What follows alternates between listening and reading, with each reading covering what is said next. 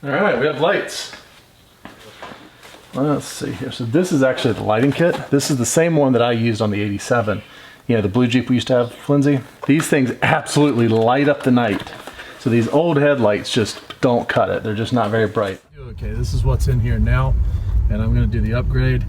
You can see where the city has put LED lights in all of our light posts, so it makes it hard to drive around and get a good feel for what they look like. But that gives you a little flavor of what it looks like currently, and then after the upgrade I'll show you that too.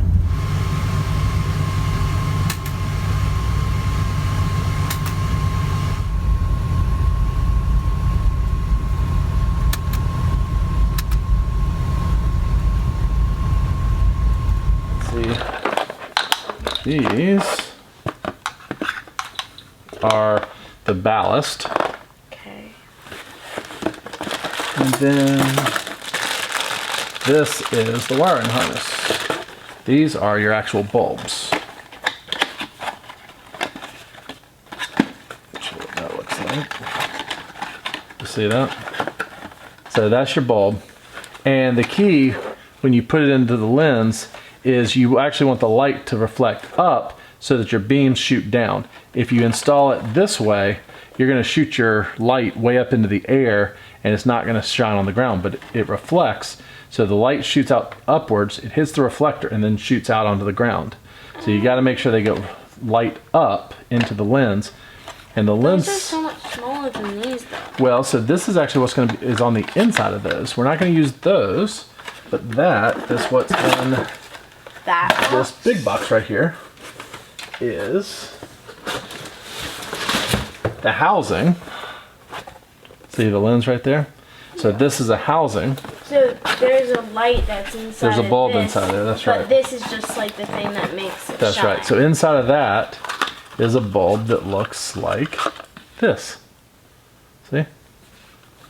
Looks like the top of the So lighthouse. can you guys see at home? That's, yeah, like a lighthouse, that's right. So there's your standard H4 halogen bulb that comes with this kit. So it comes with the housing. And these housings,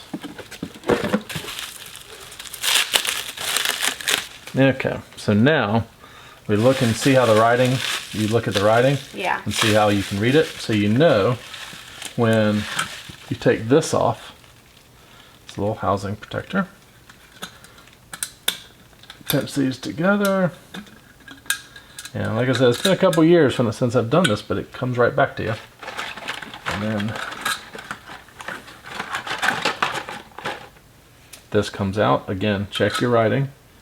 See right there? So you know you want your reflector to go in like this. And then this plug we're going to have to take out because you want this to go around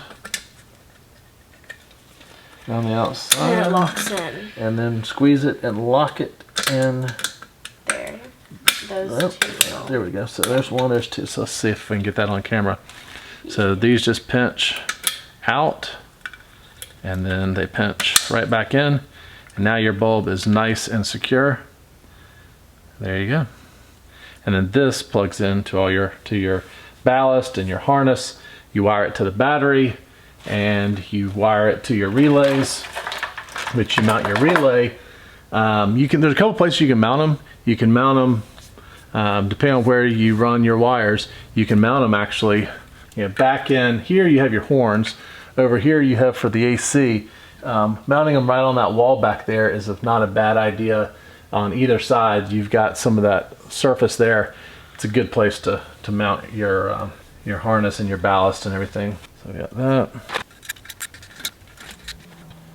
Lens is in there correct. Good. The bulb's in there correct. And now that's ready to go.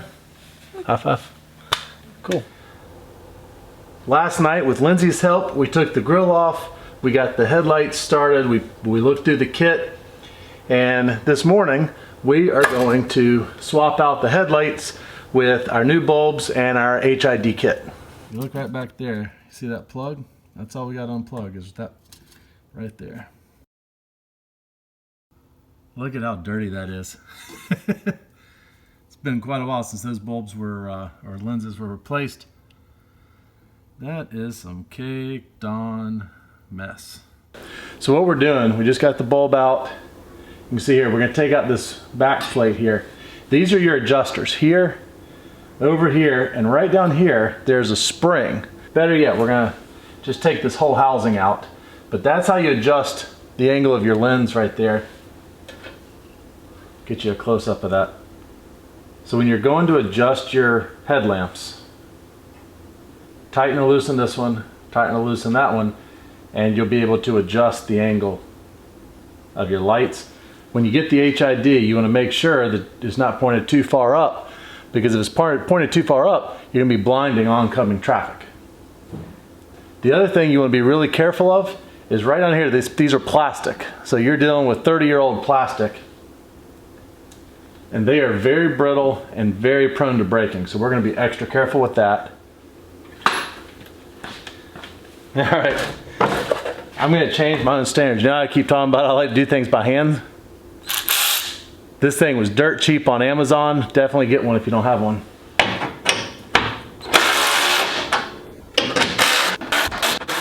And this tool was like 69 bucks or something on Amazon, and it's awesome. I was doing everything by hand, and now that I use this, it just makes all the difference in the world.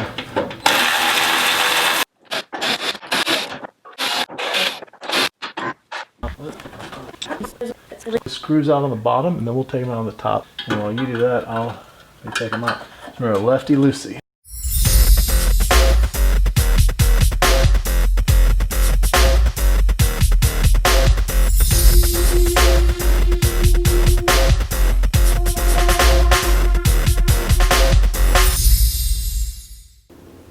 Now, take note that your adjuster is right in the middle, so when you put it back, you'll know it's going in the right spot.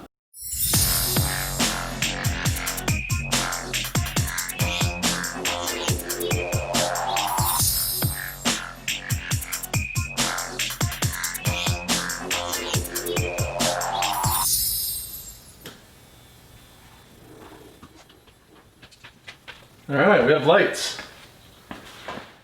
All right, guys, that's a wrap. We are done putting the HID headlights into the 1991 Jeep Grand Wagoneer. This is going to be a game changer for driving at night. I hope this was helpful. Do me a favor, real quick. Hit that like button, click on subscribe. That way you'll get notified if we have and when we have future videos coming up. Appreciate you guys tuning in, and we'll see you soon. If you found this info helpful, make sure to share it with other Jeep owners and check out the blog at myjeepandme.com for more awesome insights like what you've seen today. Thanks for watching. If you liked this video, be sure to like, comment, and subscribe.